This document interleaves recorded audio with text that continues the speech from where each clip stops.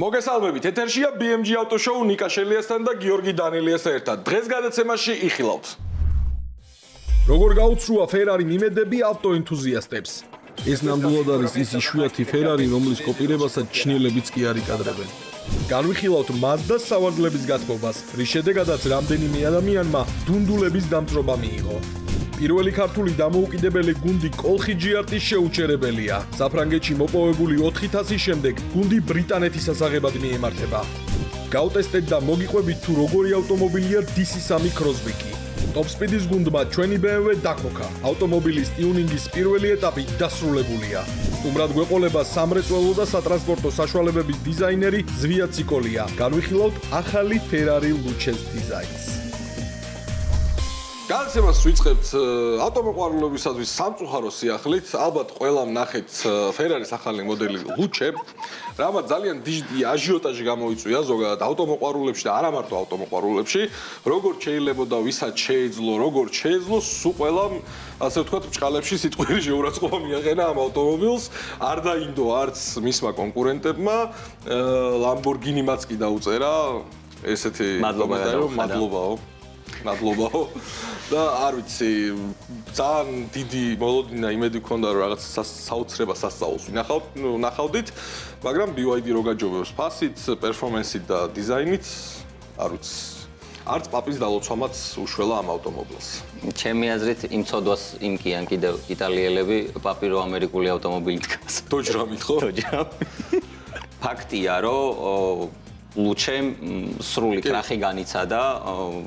აი არ ვიცი, ყველანაირად ყველა ასპექტში კრახი განიცადა. პირველი დავიწყოთ იქიდან რომ Ferrari-ის აქციები მიწასთან გასწორდა, დაახლოებით 8%-ით დაეცა თვითონ იტალიაში მილანის ბირჟაზე, 5% ამერიკაში 5%-ით. რამდენიმე მილიარდზე არის როგორც კი, დაახლოებით რამდენიმე მილიარდზე არის. ფინანსური ზარალი მიადგა. ყველაზე ცუდი იცი რა არის? ყველაზე ცუდი არის ის, რომ როდესაც ხარ Ferrari, რომელმაც შექმენი, აი იკონიკ ავტომობილები, სასწაული ავტომობილები, რომლებიც ჩემი და საერთოდ ნებისმიერი ადამიანი ქუჩაში რო გააჩერო და Ferrari-ზე რაღაც კითხო, ყველა გაგცემს პასუხს, ყველასთვის სასურველი ავტომობილი. სასურველი რა, აი საოცნებო ავტომობილი. ეს Luce არ არის საოცნებო.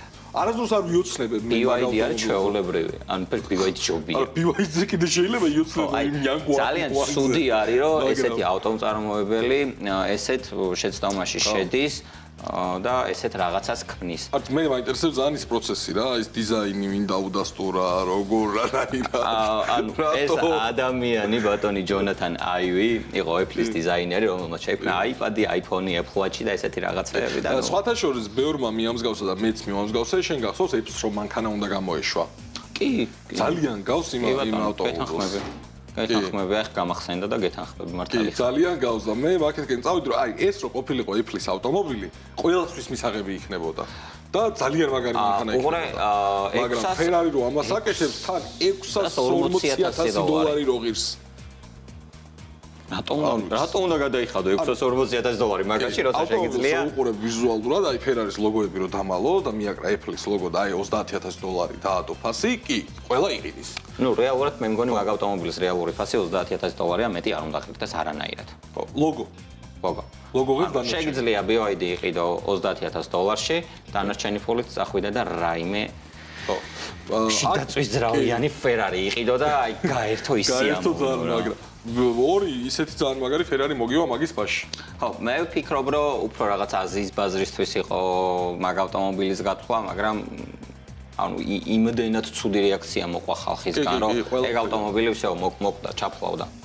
ავტომობილის დიზაინით აღშფოთებულია თავად Luca di Montezemolo-ს, რომელიც ბრენდს 1991-დან 2014 წლამდე ხელმძღვანელობდა და Ferrari-ს ოქროს ხანა შექმნა ამ ადამიანმა და მოდი ვნახოთ ახლა კომენტარი, თუ რა კომენტარი გააკეთა Ferrari Luce-ზე. ბოლომდე რომ თქვა, რას ვფიქრობ ამით Ferrari-ს ვადგენ. ჩვენ ლეგენდის განადგურების რისკის წინაშე ვდგავარ და ეს გულს ძალიან მდგენს. იმედი მაქვს ამ მანქანას ყველაზე შემდგარ ცხენს მაინც მოაშორებენ.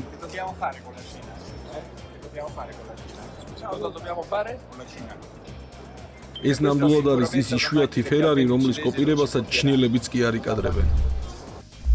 აქეთ ხედავთ Ferraris, Luces, აქეთ ხედავთ BYD Yang Wang 900.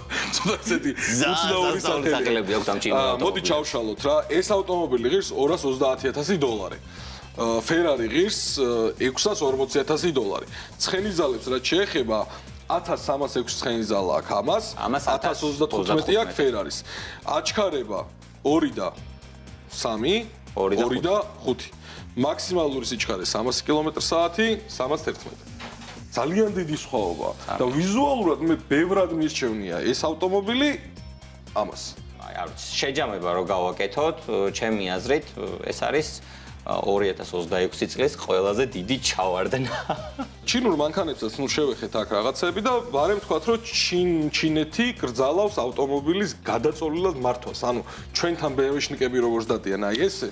ნეტა ჩინელი BMW-შნიკები როგორ არიან, როგორ ჩინელი BMW-შნიკები არ ვიცი რანაირად ზიან ხოლმე საჭესთან, მაგრამ აქაურები ჩვენები ეს რო ატარებენ, იქ ეგრე ვეღარ დაждები. ძალიან ხშირად მithქვამს და რამოდენიმეჯერ ვისაუბრეთ გადაცემაში, რომ აი დარწმუნებული ვარ, რომ აი 60% BMW-ი ადამიანი რო იმტრევა, იმიტომ იმტრევა, რომ წამოწოლილია საჭესთან და ანუ ბოდიში, მაგრამ სხეული და ერთი ადგილი ვეღარ აღიქვამს ავტომობილს, ანუ ავტომობილი უნდა იგრძნოს სხეულით. სხეულით ხდები ავტომობილი რასაკეთებს. მან ეგ უსაფრთხოების ნორმებიდან გამომდინარე გააკეთეს, იმიტომ რომ ავტოსაგზაო ხვედიდან ცურდებიან რა.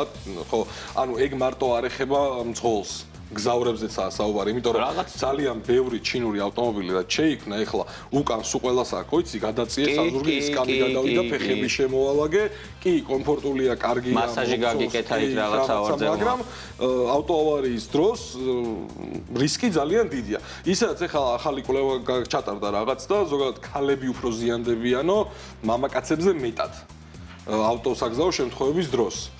ნუ ეს ანატომიური აგებულების გამო. ავტომობილი იმისთვის არის რომ ჯდომი მოდი გადავიდეთ Toyota-ზე. GR-GT რაც აი არანორმალურად მაგარი მანქანაა. მე ვიზუალურად ძალიან მომწონს. ძალიან מחარებს, აი ძალიან მაგრად მუშაობს. ძალიან სწორი გზით მიდის, რასაც ვერ ვიტყვი სხვა იაპონელ მწარმოებლებზე და Honda-ზე კიდევ, იმიტომ რომ Honda ძალიან გულს მტკენს ბოლო პერიოდში. GR-GT-მ რაღაც Bugatti-s და Ferrari-s მიბაძა თავისი ავტომობილების გაყიდვების თემაში, ასე ვთქვათ, გასაუბრება უნდა გაიარო იმისთვის რომ GR-GT იყიდო. ვინაიდან და რადგანაც Toyota ფიქრობს რომ ეს ავტომობილი არ არის ყველასთვის არ უნდათ რომ მე მალე გაყიდონ, ან თუნდაც გადაყიდონ ეს ავტომობილი, ამის გამო ცდილობენ რომ მაქსიმალურად ეს ავტომობილი ყავდეს ერთ მეპატრონეს, რომელიც ამ ავტომობილით გადაადგილდება ყოველდღიურად თუ არა ყოველი მეორე დღე. იცი რა თქვა ეს ინფლუენსერებსო არ გავაკარებთ ამ ავტომობილს. მე რაღაცას რო შეცვლი ავტომობილზე Ferrari-ში როგორც იყო რა, ეგ შავ სიაში გადაგიყვანე. არა მგონია იცი რამდენი ამერიკელი არის? ეგ თუ გააკეთა ძალიან ბევრი ამერიკელი ცნობილი ადამიანი ყავს Ferrari-s შავ სიაში. მაგალითად ჯასტინ ბიბერი, რომელიც შავ სიაში მოხვდა. შესაყვანი იყო. რატო? მანქანას რაც უქნა იმის გამო. ხო, მათ დიდი ისტორიები აქვს Ferrari-s მოპყრობის თვითონ ბიბერს და არა მარტო ბიბერს. აგერის ავიღოთ ნიკოლას კეიჯი, გაყიდა Ferrari მეოთხედ ფასად, რომ ვალი გადაეხადა. ხო და ნუ არაპატიებს Ferrari ეგეთ რაღაცას არავის. ავტომობილში ჯდომაზე უკვე ვისაუბრეთ და ასე უნდა ვახსენოთ, რომ ამ ჯდომისგან შეიძლება Mazda-ში დაზიანდეთ. ანუ ერთი ადგილი დაგეწვათ. ძალიან ბევრი საჩივარი შევიდა. ეგ მგონია სიმართლეს გეტყვი რა. სავარძლების გათბობას ეხება ეს ყველაფერი, რომ ერთი ადგილი ეწვით ადამიანებს, პირდაპირ მნიშვნელობით ეწვით და ამაზე უჩივლეს Mazda-ს. ეგ ავტომობილები კონკრეტულად, რაზეც Mazda-ში საჩივარი შევიდა, თითქმის მე მგონი სულ ყველა ყავს გადაღებული. კი. და აი, რა ვიცი. სავარძლების გათბობა ჩართე რომელიმეში? ყველაფერი გავუწესე. შეიძლება რომელიღაცას ქონდა ეხა რაღაც კარტული დეფექტი ან წუნი. მე მგონია, რომ ამერიკაში მაგ ადამიანებს რაღაც ფსიქოლოგიური პრობლემები აქვთ და უბრალოდ რაღაცებს მიედმოედებიან რა, ანუ არ არსებობს უბრალოდ ფაქტი არ არის იმისი, რომ მას სავარძლები დაიწევოდა. ანუ აი ლოგიკურად რომ იმსჯელოთ რა, როდესაც ბრენდს უყენებს მსგავს პრეტენზიას ადამიანი, მოდი რა გამორთე ეს გათიშე საერთოდ და არ ჩართოთ უკწოფოს. შანსი არა რომ მსგავსმა ანუ სავალის გამათბობელმა რომ მსგავსი დამწყობა გამოიწვიოს. უბრალოდ სტრუქტურულად ისე არის აწყობილი ეს გამათბობელი რომ მაგის ალბათობანულია რა. ხო, კოლხი ჯიარტის აკრბოლა ინგლისში, ასევე ძალიან მაგარი სანახაობა იქნება, იმიტომ რომ ძალიან ვიწრო ტრეკი არის და ეს ამდენი მანქანა შეიხრება ერთად ძალიან მაგარი სანახაობა გელოდება. აი ძალიან მაგრად მოერგო ნასკარს ჩვენი მოერგო მოხიკეს ყველაფერი ეხა საფრანგეთი აი წარმოიდგინე პირველი ქართული დამოუკიდებელი გუნდი აი ჩავიდნენ პირველი ვერბოლაზე სასწაულები მოახდინეს მეორე ბოლოზე კიდევ უფრო დიდი სასწაული მოახდინეს და დარწმუნებული ვარ ბრიტანეთშიც უკვე ბრიტანეთში ძალიან მაგარი შედეგებით ჩამოვლენ. პარი მაყურებელს უთხრათ საფრანგეთის ეტაპზე პირველი ადგილი ჩამოიტანეს, ორი მეორე ადგილი და ერთი მესამე ადგილი. ანუ რა შეიძლება და ყველაფერი აიღეს. ტექნიკოსებს საფრანგეთის ეტაპზე აი არ ვიცი, ბრავო ბიჭებო, რა თქვენ შეძელით და გააკეთეთ. ეს ადამიანურ ძალას აღემატება, იმედია დოპინგზე არ შეგამოწმებენ. ეხლა ბარემ ვნახოთ ჩვენ აეროპორტში დავხვდით ჩვენებს და რა კომენტარები გააკეთეს, პირველი კომენტარები უკვე საფრანგეთიდან დაბრუნებულზე.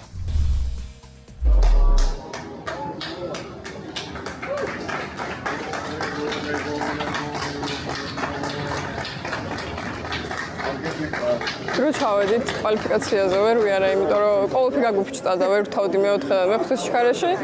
ამიტომ ეს ბოლოდან დავიწყე ისევე რბოლაც. პირველ რბოლაზე პირველ ადგილზე ვიყავი გოგოებს შორის და დამამტვრია ვიღაც სხვა რბოლელმა და სამწუხაროდ მომიწია პიტჩი შემოსვლა, იმიტომ რომ გამისკდა საბურავი. და მიუხედავად მაგისა გამომიშვეს, გამიკეთეს საბურავი, შემიცვალეს და მესამეზე გავედი მაინც გოგოებს ჩემ კლასში. და მეორე დღეს უკვე დავსტარტე მე-17 ადგილიდან, იმიტომ რომ გამოცვლილი საბურავით მომახერხე, რომ კარგი დრო დამიფიქსირებინა მაინც და მეორე დღეს დროით ვსკებით და მაღალ პოზიციაზე დავდექი, მე-17-ზე დავდექი 26-დან და მომახერხე შევინარჩუნე ჩემი პოზიცია აბსოლუტ კლასში 26 კაციდან გავედი მე-15 ადგილზე და ჩემ კლასში გავედი მეორე ადგილზე, პირველი მეორე ადგილია და წინა წლის ჩემპიონს მოვუგეთ. ძალიან კმაყოფილები ვარ შედეგებით, იმიტომ რომ 4 პოდიუმი მქონდა ორ დღეში, შაბათს მქონდა მეორე ადგილი და მესამე ადგილი და კვირას დათას პირველი, მარიამის მეორე. პირველ დღეს სერიოზული კონტაქტი იყო და ბევრი დეტალი გამოიცვალა მანქანაზე. მეორე დღეს ნახევარი გვერდი გამოიცვალა მთლიანად. იმიტომ რომ ასევე ძალიან სერიოზული კონტაქტი იყო, მაგრამ გადავრჩით რომ არ დაზიანდა ხიდი, არ დაზიანდა ძრავი, კონტაქტი ორივე ძალიან სერიოზული იყო. შედეგი უკეთესი შედეგი ახალი გუნდისთვის ცოტა რთულად წარმომედგენია. ძალიან რთული ვიკენდი გქონდა ჯამში, პრაქტიკულად ძილისთვის ადგილი რეალურად დრო არ ქონია, შეჯიბრის წინა დღეს, ანუ რომე 4 საათზე დავიშალეთ, ესე ვთქვათ, და მარტო პრაქტიკულად ერთი გუნდი ვიყავით პიტლეინზე, ვინც მუშაობდით რა. ძალიან რთული შეჯიბრი იყო, ძალიან ბევრი პრობლემა იყო ტექნიკური, კონტაქტიდან გამომდინარე და თავარი ის არის, რომ ეს პრობლემები გადავლახეთ და ყველა შეჯიბრზე მანქანა სტარტზე ყავდა და შესაბამისად შედეგიც ჰქონდა კარგი რა. ჩვენი კონკრეტულად ტექნიკური გუნდის დღეები სარბოლო კვირა როგორც ასეთი დაიწყო უფრო ადრე ვიდრე მრბოლელების, იმიტომ რომ ჩვენ მანამდე პარიზში ჩავბრუნდით და ჩვენ მანქანასთან FG-ს გუნდის გარაჟში მივედით და იქ ვიმუშავეთ 2 დღის მანძილზე, რომ მანქანა მოგვემზადებინა მარსელისთვის და კონკრეტული რბოლისთვის პოლრიკარზე. პოლრიკარი ძალიან რთული ტრასაა მანქანის გამოწვევის მხრივ, იმიტომ რომ ნასკარის მანქანა ძალიან ცხელდება და შესაბამისად დიდი სწორი მონაკვეთები სადაც არის ავტოდრომზე იქ ძალიან ცხელდებოდა ყველა მანქანა, ამიტომაც ძრავის პრობლემები ჰქონდა თითქმის ყველა გუნდს, დაახლოებით 11 ძრავი გაფუჭდა ვიკენდის მანძილზე. პირველ დღეს 9 ძრავი შეცვალეს. არიან გუნდები, რომელსაც თავისი ძრავები სათადარი გვაქვთ, არიან გუნდები, რომელიც ყიდულობენ იქვე მაღაზიაში ამ ძრავებს და ძალიან რთულია მოკლედ ამ ამბავის მენეჯმენტი და ინჟინერებს ყველას ძალიან დიდი გამოწვევა ჰქონდა. ჩვენ საბედნიეროდ ვალენსიაში გადავიტანეთ ეგ ამბავი და ძრავი აღარ გაგვიფუჭდა, მაგრამ სამაგეროდ დათას კვალიფიკაციაზე კოლოფი გაფუჭდა, კონკრეტულად მე-4 სიჩქარიდან მანქანა აგდებდა და მე-4 სიჩქარეში არ ვარდებოდა. ამიტომაც მოგვიწია სასწრაფოდ კოლოფის დაშლა, რომ 2 საათი გქონდა და მარიამის რბოლამდე და კოლოფი რო ყოფილიყო სამუშაო მდგომარეობაში, უცებ ტექნიკურმა გუნდამ ყველა მათ შორის ფრანგმა დამხმარებებმაც, ვინც ჩვენ გვეხმარებიან, დაგვეხმარებიან და ჩამოვიღეთ ეს კოლოფი. ჩვენ არ ქონდა მანამდე ამ კოლოფის დაშლა წყობის გამოცდილება, ამიტომაც ერთ-ერთი ფრანგი ინჟინერი დავიხმარეთ ამაში, რომ რაღაცა ყურადღება მოექცია ჩვენთვის და ჩამოღებით, რა თქმა უნდა, ძალიან სწრაფად ჩამოვიღეთ. და როგორც კი გავხსენით, ახლა მეც გოგას მით უმეტეს ძალიან დიდი გამოცდილება გვაქვს მანქანის ბევრი დეტალების კეთების და ნახეთ რომ არაფერი განსაკუთრებული არაა, სპორტული ახანცაა, ყველაფერი მარტივადაა და მე უკვე ფრანგი ინჟინერს იქეთ ვაწვევოდით რომ მიგვიშვი ცოტა უფრო მალე ვიზავთ, მაგრამ ყველაფერს ის ძალიან დეტალურად აკვირდებოდა და ჩვენ უფრო მალე გვინდოდა, მაგრამ ამჟამად მე მგონი 1 საათში დაახლოებით კოლოფი თავის ნაწილების გამოცვლიანად დავაბრუნეთ თავის ადგილზე და მანქანა სტარტზე უკვე გამართული იდგა. ძალიან მაგარი ვიკენდი იყო, 4 რბოლიდან 4000 წამოვიღეთ, ერთი აქედან მოგებულის, 2 მეორე ადგილის, 1 მესამე ადგილის, ასე რომ ამაზე კარგს ვერაფერს ვერ ვინატრებდით დამღლელი დღეების ბონუსად. ბატონო ნიკოლს, როგორც ვიცი, ამ ფრანგულ ავტომობილებს არ ეშვებით. მე ძალიან მომწონს და ეხლა რაც გადავიღე, მაგის წინა მოდელის ყიდვა მინდა. ეს ის არის ხო? ძრავის ღვედი რო ზეჩი ტრიალებს. რემილი ბჭყალებში ძრავის ღვედი. ნუ რა ვქნათ მივეჩვიეთ ქართველები ამ გამონათქვამებს ასე ვთქვათ და სხვანაირად ვერ იგებ ხოლმე ხო ამას წინათ რაღაცა წიდვა მინდოდა და რომ მივედი ქართულად უთხარი და მე მივხვდი რომ მეთქი ვერ გაიგოთქო და ისე როგორც წესია ისე უთხარი რა ჟარგონով. როგორ მოგეწონა მოდი მანქანას რაც შეეხება ვითხოვდი რომ რაღაცა განსაკუთრებული და ისეთი რაღაცა ხასიათის ავტომობილი არ არის კროსოვერია გაბერილი და გადიდებული DC3 არის, რომელიც მე ძალიან მომწონს. DC3 რეისინგი, ვინც იცით ეს ავტომობილი, აი სასწაული პერფორმანსის სპორტ ავტომობილია და გიждები რა. ხუმრობ მაგ მანქანაზე ძალიან ფრანგული ავტომობილები ჩვენთვის ვიცი. მოდი ვნახოთ DC3 Crossback როგორი ავტომობილია. DC3 Crossback. ხო, რა თქმა უნდა, ეს სახელი თქვენ არაფერს არ გეტყვით, იმიტომ რომ ფრანგული ავტოკულტურა საქართველოში დგას ძალიან დაბლა, მაგრამ ძალიან საინტერესო ავტომობილია მინდა გითხრათ. არ არის რაღაცა სპორტული და განსაკუთრებული ავტომობილი. სულ საქართველოში გვყავს 2 ცალი და ორივე ერთიგივე მეპატრონეს ყავს. ხო, კი, არსებობენ ჩემნაირი გიჟდა გადარეულები, ვისაც ფრანგული ავტომობილები ძალიან მოსწონთ. და ასეთი ადამიანია ჩვენი გიორგი, ჩვენი მეგობარი, რომელსაც ძალიან ბევრი ფრანგული ავტომობილი ყავს. რაც მე პირადად ძალიან მახარებს, იმიტომ რომ რაც მეტი ფრანგული ავტომობილი იქნება, უფრო წყნარად იქნები მეც. Sans oublier bien sûr de toujours tout partager sur les réseaux sociaux. On sera roi du temps compté, j'ai décidé de ralentir. D'un cran ou deux, j'ai décidé de sourire plutôt que de suivre ce rythme furieux. Je prends le temps, je prends le temps, je prends le temps. Je prends le temps, je respire. Je prends le temps, je respire. Je m'arrête un instant et choisis de ne plus courir. Je prends le temps, je respire. Je prends le temps, je respire. Je m'arrête un instant et choisis de ne plus fuir. Je prends le temps, un sourire. Je prends le temps, un sourire comme si ces couleurs autour de moi surgissent de nulle part. Je prends le temps, un sourire. Je prends le temps, un sourire, un pas, un autre rythme. Il n'est jamais trop tard. რა ავტომობილთან გვაქვს საქმე? ეს არის DC3-ის გაგრძელება, ვისაც გახსოვთ ან იცით, ეს არის პატარა ფრანგული ჰეჩი. მაგის ერთ-ერთი გამორჩეული ვერსია არის DC3 რეისინგი, რომელიც ძალიან მაგარია, ძალიან hot hatch არის ნამდვილი, რასაც ქვია და რალიზეც ძალიან წარმატებულად ასპარეზობდა ის კონკრეტული ავტომობილი. ამ მანქანას მოდი დავუბრუნდეთ.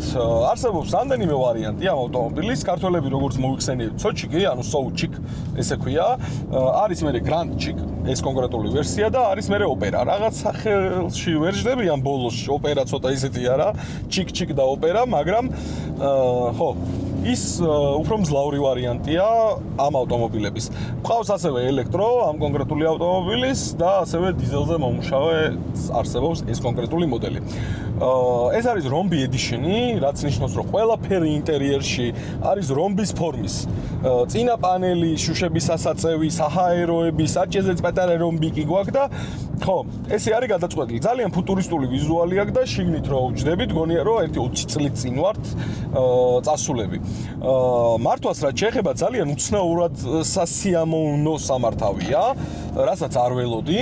აჩქარების მხრივაც ვარსკვლავებს არ წყვიტავს, მაგრამ 1 და 2 სკვალობაზე საკმაოდ კარგად ჩქარდება ეს ავტომობილი და ხო, კი. უკანალსაც ძალიან კარგად იქნევს.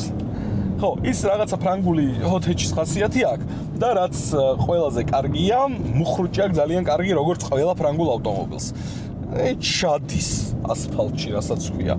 ხო, მე ყოველთვის მოვუწევენ ხოლმე ფრანგები, რაღაცა თავის თავიანთი ავტომობილებით, კი შეიძლება სამოქალაქო რაღაცა ესეთი გადაადგილების საშუალება იყოს, სამსახურის სახლი მანქანა, მაგრამ რაღაცა ის ხასიათი მაინც უდევთ ხოლმე ამ მანქანებში და აი გმახარებს რა, მოსაწყენი არ არის. სხვა SUV-ებს ეხა ეს რო შევადაროთ, სახალისო ფან-სამართავი SUV არის რა.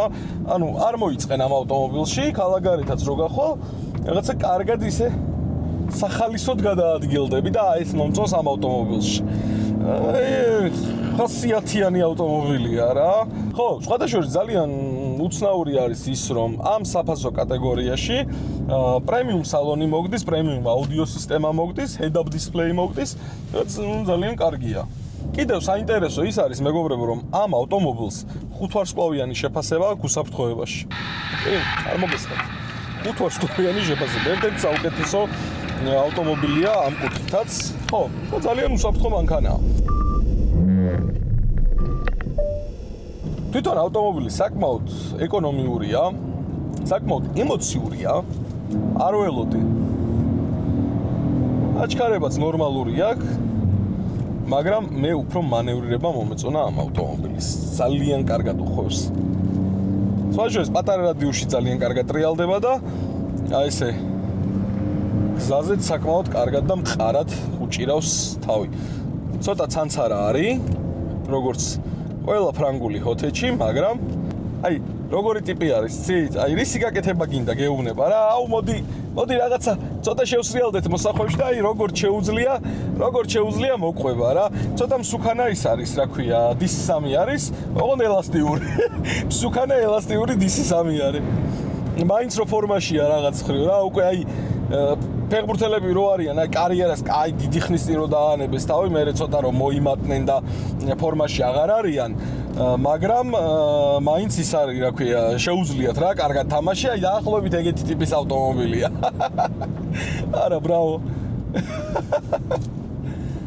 არა, მაინც კი ის არის, რა ქვია, დიდია, რაღაც გაბერილია, ძალიან დიდი არ არის, მაგრამ მაინც რაღაცა ხასიათიანი ავტომობილია და ძალიან სახალისო სამართავია.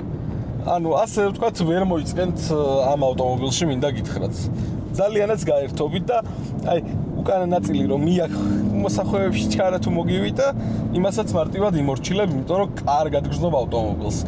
საჭის რეაქცია ძალიან კარგი აქვს, როგორც ყველა ფრანგულ ავტომობილს, ესე ვიტყოდი, ძალიან გრძნობიარე არის მანევრირების ხრივ და ეს მომწონს, ძალიან მომწონს. DC ავტომობილებს რაც შეეხება, გამოიყო DC ავტომობილები Citroën-ს და დამოუკიდებლად აწარმოებენ ავტომობილებს და თვითონ ეს ხაზი, DC-ის ხაზი ასოცირდება ქალღმერთთან, რაღაცა ისეთი ისა აქვს რა, ასოციაცია და ძალიან ფუტურისტული დიზაინი აქვს ყველა ავტომობილს. თვითონ ამის წინა ვერსიასაც DC3-იც ძალიან ლამაზი ჰეჩი არის.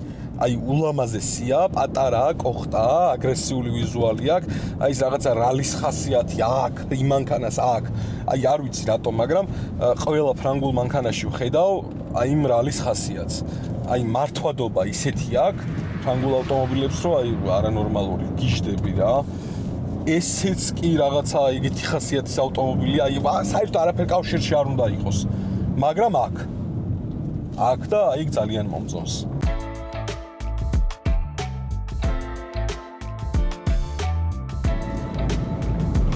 მიაკ, ბიჭო, მიაკ.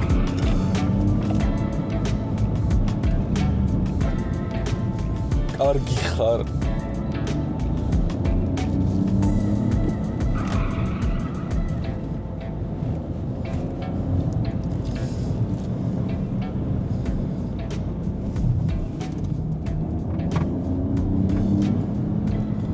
გრანჩიკი. აი ავტომობილი გამოდგა გრანჩიკი. ფრანგულ ავტომობილებთან ვისაც აქ შეხება, მას კარგად ეცოდინება ეს რაც რაღაც არის, ჩვენი 1.2 ლიტრიანი PureTech ძრავა, რომელსაც ეძახიან wet belts. ანუ რაც ნიშნავს სველი, ასე ვთქვათ, ეგრეთ წოდებული რემენი. ეს ნიშნავს იმას, რომ ჩვენი ძრავის ღვედი მოძრაობს ზეთში. ხო, და ძრავის შიგნით არის. არ ვიცი რატო გადაწყვიტეს ფრანგებმა ესე.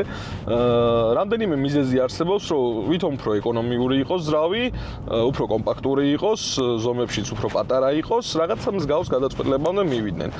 თვითონ ეს ძრავი არის აღიარებული სხვათა შორის, რომ ერთ-ერთი გამძლე ძრავი არის, მაგრამ ჭირდება ყურადღების მიქცევა თვითონ ამ ძრავის ღვედს. თუ ეს ღვედი ისე გაცვდა რომ დაიწყო შხნა ან თუნდაც ცვეთა თვითონ ღვედმა, ეს ყველაფერი მიდის პირდაპირ ძრავში და ამის შედეგად ვიღებთ სტუქს და ჭირდება მერე უკვე კაპიტალური რემონტი ძრავს.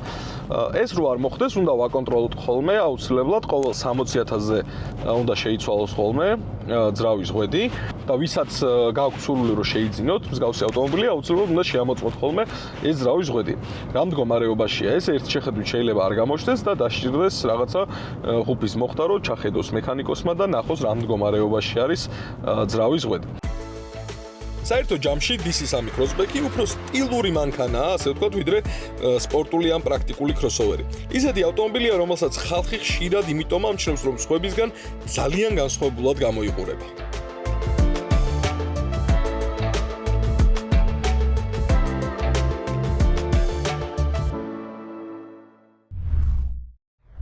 ჩვენი ავტომობილიც ფინალში გადის, როგორც მოგეხსენებათ. ძალიან მაგარი გამოდის. კი, ვემზადებით აქტიურად რომ შევუტიოთ დროს ბიზნესმენებთან ერთად. ძალიან ბევრი რამე გაკეთდა Top Speed-ის სერვისში.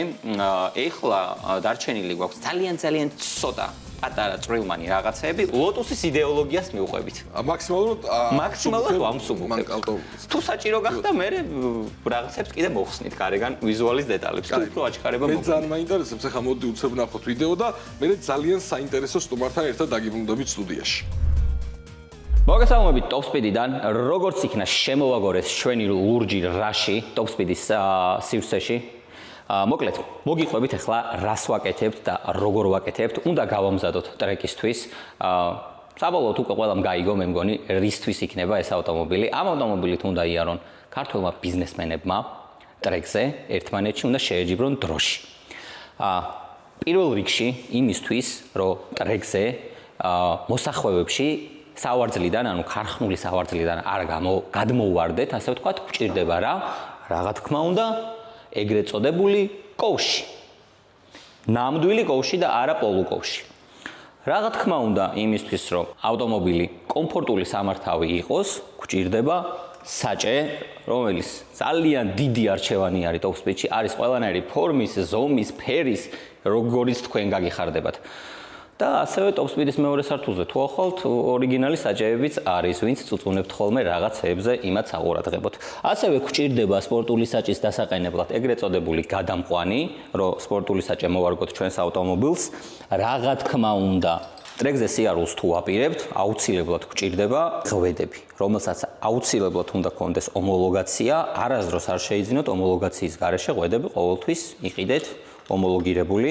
როგორც მოგეხსენებათ, Top Speed-ი არის Sparkos და OMP-ის ოფიციალური დისტრიბუტორი საქართველოში, ოფიციალური წარმომადგენელი და Sparkos და OMP-ის ოფიციალური ნივთები, ასე ვთქვათ, შეგიძლიათ შეიძინოთ ამიერიდან, უკვე ძალიან დიდი ხანია Top Speed-ში. როგორც ხედავთ, სტანდარტული სიტუაცია არის, რაც BMW-ს ხშირად მოსდის ხოლმე. რაღაც პრობლემები გქონდა ძრავთან დაკავშირებით. ეს ამათი, ასე ვთქვათ, ისეთი პრობლემა არის გავრცელებული, ეს შლანგი იხევა ხოლმე და ნუ რატო იხევა? იმიტომ იხევა, რომ დაძველდა, უკვე ძალიან დიდი ხნის არის. ფაქტიურად ალბათ ჩემზე უფროსი არის ეს ავტომობილი, 1994 წელს არის გამოშვებული. ძრავზე რაღაცეები მოვაგვარეთ. ამ ადგილას ჰქონდა ვაკუუმის შლანგებს პრობლემა. დავაყენეთ Top Speed-ის სილიკონის შლანგები, რომელიც უკვდავი არის და არასდროს არაფერი არ მოსდის და როგორც ხარხნულ ავტომობილებზე, ასევე ავტოსპორტისთვის განკუთვნილ სპეციალურად გამზადებულ ავტომობილებზე ხშირად იყენებენ ხოლმე ბიჭები და ძალიან მაგრად მუშაობს. ძრავში რაღაც პატარ-პატარა რაღაცები გავაკეთეთ. ეხლაც მიმდინარეობს რაღაცების აწყობა, ეს უნდა ჩავანაცვლოთ აი ამ სილიკონის უფუჭებადი მილით, რომელიც არასდროს არ ფუჭდება, მინდა გითხრათ. ასევე ვაპირებთ K&N-ის რეცხვადი ფილტრის ჩაყენებას და ეს ქარხნული ფილტრი აქედან წავა. ვტოვებთ ქარხნულ კორპუსს, იმიტომ რომ რატომ მაგასაც ავხსნი. ჩემი აზრით, ყველაზე კარგი ეხლა ამ შემთხვევაში მარტივად რომ მიუდგეთ ამ საკითხს, იქნება ქარხნული კორპუსის დატოვება და შიგნით K&N-ის ფილტრის ჩასმა. ასევე პრობლემა გქონდა საწვავის ტუმბოსთან, ეგეც შეიცვალა, ღვედი შევცვალეთ ძრავის, აალების სანთლები შევცვალეთ და ძალიან ბევრი რამე შევცვალეთ ამ ავტომობილზე იმისთვის, რომ ტრეკისთვის გაგვემზადებინა. რომ მორჩება top speed-ში ამ ავტომობილის, ასე ვთქვათ, ხელის შევლება და აწყობა წავიყვანთ ტესტზე, გავატარებთ ტესტს, ნახოთ, გაუძლებს, არ გაუძლებს, რა პრობლემა იჩენს თავს. თუ რამე დასაკორექტირებელი იქნება, დავაკორექტირებთ, თუ არა და უკვე ჩვენი ავტომობილი მზად იქნება დროის შესატევად. აბა.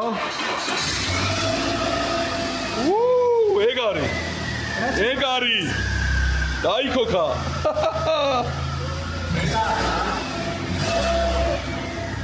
ოკლეთ, აჩიკომ ყველაფერი გააკეთა იმისათვის, რომ მეორე სიცოცხლე ეჩვენებინა ჩვენი ავტომობილისთვის. მუშაობს საათივით. დღეს ჩვენი გადაცემის სტუმარია სამრეწველო და სატრანსპორტო საშუალებების დიზაინერი ბატონი ზვიად ციკოლია. მადლობას გიხდით მობრძანებისთვის, რომ გამონახეთ დრო. გამზადდით ჩვენთან გადაცემაში. მადლობა მოწვევისთვის. ბატონო ზვიად, ერთი აქტუალური თემით გვინდა დავიწყოთ ჩვენი დღევანდელი, ასე ვთქვათ, შეხვედრა. Ferrari-ის ახალი მოდელი. როგორც ავტო დიზაინერი, აი როგორ შეაფასებდით? ხო, ну საერთოდ ცოტა დიპლომატიურად ვიტყვი რა, ეს ის არ არის, რაც უნდა იყოს. იმიტომ რომ მე მესმის ახლა ის დიზაინერი ჯონათან აივი, ვინც არის Apple-ის დიზაინერი, საკმაოდ დიდი სახელი აქვს საერთოდ მსოფლიოში, მაგრამ ცოტა სხვა სფეროდან არის რა, საავტომობილო დიზაინი გაცილებით სხვა, ესე ვთქვათ, ტენდენციებს უფრო ასხივებდეს, უნდა ვიდრე, ესე ვთქვათ, iPhone-ი არ უნდა გადმოიტანო ბორბლებზე.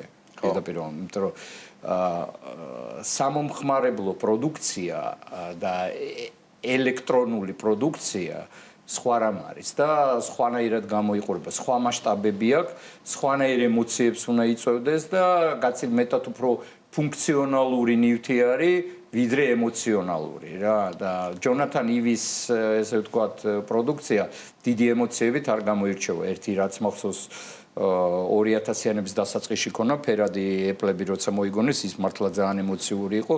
დანარჩენი არის პრინციპში დიტერ ამსის ესე ვთქვათ რომელიც იყო ბრაუნის დიზაინერი 50-იან 60-იანებში ძალიან ცნობილი სამრეწველო დიზაინერია.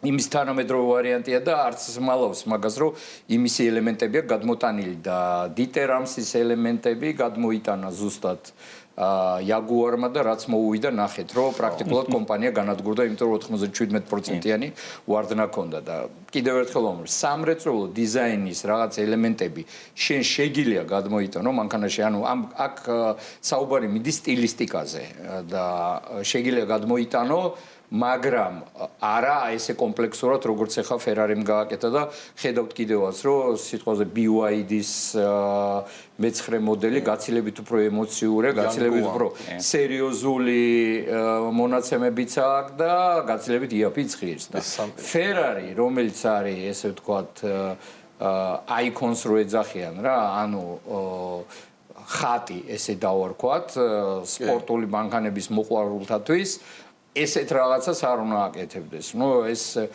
გაუგებარი სქესი დღეს პოპულარული არის და ამიტომ მანქანაშიც მოსინჯეს რა და რაც მიიღეს ეგერ ხედავთ რა. ზოგადად ელექტროავტომობილებზეც რო ვისაუბროთ, როგორ ხართ ძალიან შემოგვეჩვენა. მე პირდაპირ გეტყვით პეტროლჰედი ვარ და ჩემთვის ესე ვთქვათ ბენზინის ძრავა, დიზელსაც არ ვცნობ, პირდაპირ გეტყვით. ბენზინის ძრავიანი ავტომობილი არის ჩემთვის ავტომობილი და ის რაც და განსაკუთრებით ეხლა დღევანდელ ტენდენციებს რასაც უყურებ, ელექტრო მანქანას ვერასდროს ვერ მოგცემს იმ ემოციას, როგორცაც თქვათ ბენზინის ძრავიანი რა მან როგორ აიცით რომ ძალიან მცდარი ტენდენცია გაჩნდა ის რომ აქსელერაცია მარტო აქსელერაცია არ არის ავტომობილი ბევრი სხვა რამე არის რა ეხლა თქვენ წარმოიდგინეთ რომ სიტყვაზე თქვენთან რესტორანში საჭმელი მოაქვთ და გეუბნებიან რომ პირველი 5 წუთი არის გემრიელი ეს საჭმელი და მერე გემო უფუჭდება ხო აი დაახლოებით ეგეთი რაღაცაა იმიტომ რომ თქვენ თუ თელი ესე ვთქვათ საჭმლის მირთმევის პროცესზე არ ესე ვთქვათ ჟარგონულად ვიტყვი სიამოვნებას არ განიცდით ხო ესე ვთქვათ რაღაც არ გაძლევს კულინარიულ ორგაზმს არ განიჭებს, მაშინ რადგინა ის საჭმელი რა. მაშინ ჩვეულებრივად ფასტ ფუდში შედი, მუცელში ჩაიყარე და ეგ არის რა. აი დაახლოებით ელექტრომობილი არის ფასტ ფუდი რა. მაყურებელსაც რომ ვინც არ იცის, კარგად რომ გავაცნოთ თქვენი თავი, ასე ვთქვათ. სუსუ პირველი დიზაინი რაც ჰქონდათ გაკეთებული, ეს იყო ბუგატის, ხო? კი, დაიწყო როგორც ბუგატი, მაგრამ მერე გამოვიდა როგორც რუსობალტი რა. გამოვიდა როგორც რუსობალტ იმპრესია, მაგრამ ძირითადი სტილისტიკა იყო თავიდან ბოლომდე ბუგატიზე, DNA ჰქონდა ბუგატის რა. ანუ გენეტიკური კოდი იყო ბუგატის. იმიტომ რომ ბუგატი 57-ის მოდელი მედო კომპიუტერში და ესე ვთქვათ, კომპიუტერზე და ვხატავდი მაგ მანქანას. პეჟოსთანაც როგორც ვთქვი, ჰქონდათ.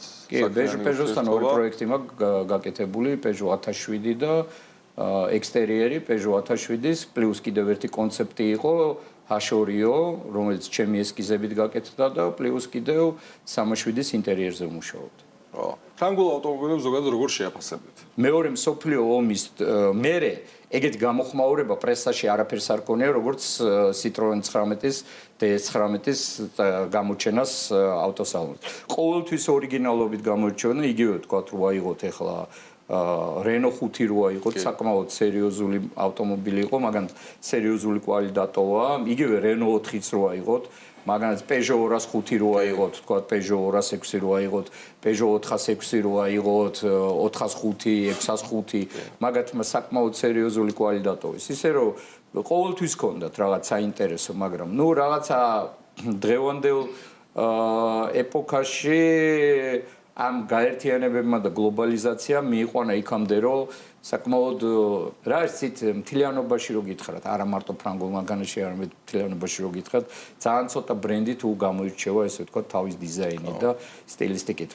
ხშირ შემთხვევაში ძალიან უგემოვნო და უსახურ მანქანებს ქმნიან. მე არ ვიცი, ეს მიზანმიმართულად არის მათი გემოვნება არის დაბალ დონეზე, ვინც გადაწყვეტილებებს იღებს.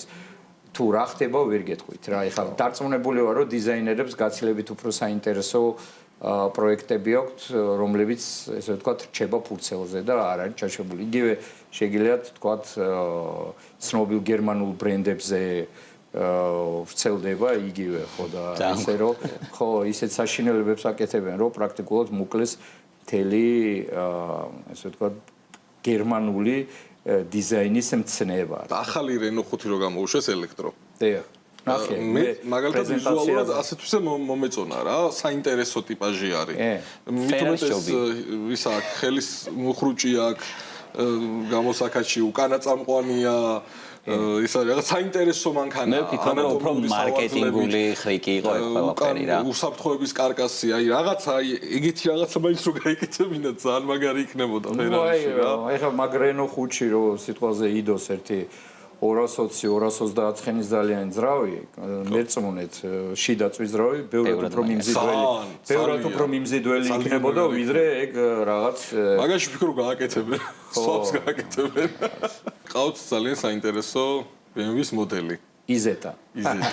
BMW-ს გადაარჩინა როგორც ვიცი, ხო? კი, BMW-ს ცუდად ქონა საქმე, იმიტომ რომ მის შემდგომ პერიოდში მხოლოდ ერთი მოდელი ჰქონდათ, რომელსაც აწარმოებდა BMW, ეგ იყო საკმაოდ მაღალი კლასის მოდელი და მოთხოვნა არც ისე დიდი იყო და მჭირდებოდათ მას, იმიტომ რომ დიდრები კი იყვნენ, მაგრამ ბევრი ესე ვთქვათ ჯიბეზე ხელს არ იკრავდა გარკვეული მიზეზების გამო, ხო და მას ჭირდებოდათ ეს პროდუქცია მასიური, იმიტომ რომ ზუსტად მაშინ დაიწყო Messerschmitt-მა თავისი კაბინ როლერების კეთება და ესე ვთქვათ BMW ზუსტად კონკურენტად გამოეცხადა იზოსგან იყიდა, ეგ იზეტა. 250 კუბიანი და ჯერ 3 თვლიანი იყო, მე უკვე 4 თვლიანი გააკეთეს და დაიწყეს მაგის წარმოება და მაგან ქნა რომ BMW პრინციპში გადაარჩინა რა ბანკროტობას. ისე რომ საკმაოდ სერიოზული მოდელი იშვიათ და ესეთი და მე ვთვლი რომ ერთ-ერთი დიზაინის შედევრია რა. დიზაინის შედევრია. Თქვენი საყვარელი ბრენდი რო გითხრათ, აი რა ბრენდის ავტომობილები მოგწონთ და რომელი წლების? ბევრი, იცით რა არის? ეგრე ვერ გეტყვით რა, იმიტომ რომ თან რაღაც გარკვეულწილად ესე რო ვთქვა რომ მარტო ერთი ბრენდია რომელიც მომწონს, არის რაღაც კონკრეტული მოდელები, მაგალითად Ford GT40, რომელსაც გულგრილად ვერაზროს ვერ ვუვლი რა. ხო, ან Ferrari F40, რომელსაც გულგრილად ვერ ჩაუვლი.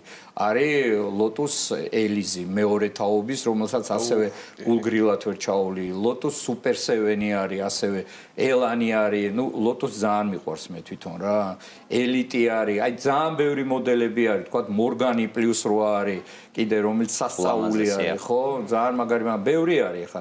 იგივე თქვა თუ ძველი მანქანებიდან აიღებთ, ეხა Kurt Zusenberg არის, თქვა Auburn Speedster არის და ასე შემდეგ. ნუ ბევრია რა. აი ინგლისური მანქანები ძირითადში ხა რა გითხრათ, მე მყავს MG, ხო? MG-ზე ვგიჟდები, იმიტომ რომ მე მუშაობდი MG-ში.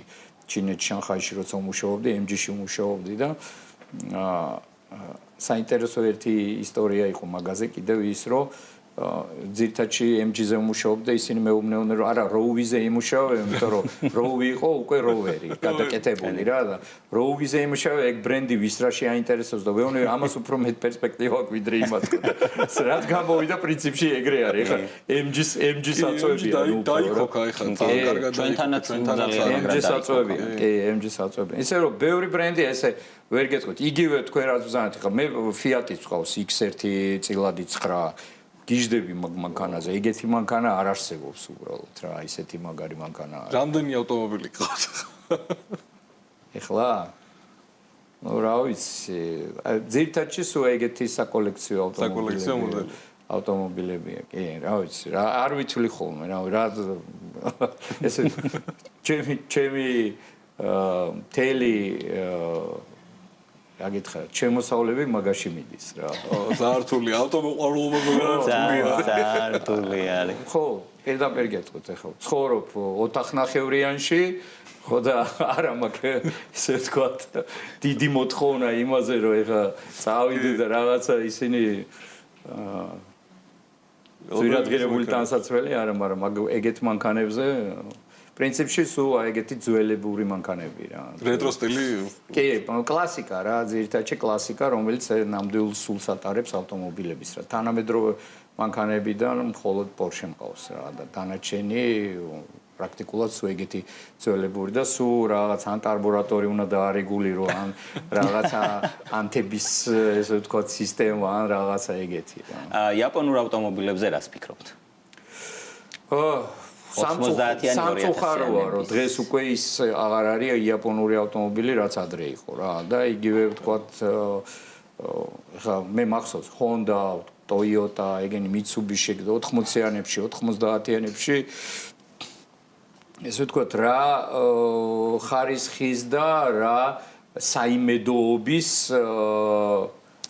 სახელი იყო მაგრამ სამწუხაროდ დღეს მათაც მოუწიათ შეცვლა და რაღაც გარკვეულწილად ერთჯერადი მანქანების კეთება დაიწყეს რა და პრაქტიკულად ვიზუალურად კიდევ ერთხელ კაია რომ Toyota-მ ახლა ვერვა გააცოცხლა. ხო, Toyota-მ ვერვა გააცოცხლა, იმიტომ რომ მიხვდნენ რომ ეს რაღაცა გაურკვეველი სქესის ავტომობილები არ შეიძლება რა და ეს რაღაც NGO-ს ტენდენციები ფსიქოლოგს უნდა გაესაუბრო რაღაც კონსულტაცია. წინასწარ შერჩევა უნდა გაიარო. Ferrari-ს და მე მოკიდია. აი ეგეც როგორი პარადოქსია ხვდებით ეხა დაიჯე ეხა 70-იანებში 60-იანებში ვის უკვირდა ვერვა ხო აი მითხარით ეხა აი იგივე ამერიკაში ვის უკვირდა ვერვა რა ფსიქოლოგი გჭირდებოდა ერთი უნდა ცოლთან გეჭხუბა და წასულიყავი იმაში მაღაზიაში და გეკიდა ჯინაზე მანქანათო რა ფსიქოლოგებს მელაპარაკებთ. დასასრულისკენ გადავალთ, ასევე გვინდა კითხოთ, როგორც ვიცით, კოლხი GRT, პირველი ქართული დამოუკიდებელი გუნდი, მაგის სპონსორი გახდა ციკოლია. კი ბატონო. და საათიც შეიქმნა მაგათთვის სპეციალურად პირველი ქართული საათი, რომელიც იწარმოება საქართველოში, პირველი და ერთადერთი, რომელსაც ვაწარმოებთ აქ, სპეციალურად დაუმზადეთ, მათ თავიანთი ლოგოთი, თავიანთი სიმბოლიკით გაფორმებულია, სუპირველი ქვია ამ ჩვენ საათს და ძალიან საამაყოა ჩვენთვის, რომ სუპირველი ქართული საათი გადაეცა სუპირველ ქართულ სარბოლო გუნდს და მე წარმატებას ვუსურებ მაგ გუნდს და მე მინდა გითხრათ, რომ წარმატებას მიაღწიეს უკვე რა და ძალიან მიხარია. ძალიან დიდი მადლობა. მადლობა. ბატონო ზვიად მოგზანებისთვის, რომ დაგვითმეთ დრო გამონახეთ. ძალიან დიდი მადლობა. ძალიან სასიამოვნოა. შეზღუდული გვაქვს ესე დრო, თორე სიამოვნებით მთელი დღე დავждებოდით, ვისაუბრებდით ავტომობილებზე საუბარი არასდროს არ ამოსავლის. სიამოვნებით გაგცემთ ნებისმიერ კითხვაზე პასუხს. მე ერთი თქვენი ავტოპარკიც დაგვათვალიერებინეთ ერთხელაც შეგაცნობთ. მოგზანდით და სიამოვნებით დაგათვალიერებინეთ. მოგზანდით. დღეისათვის სულ ეს იყო. მომავალ შეხვედრამდე.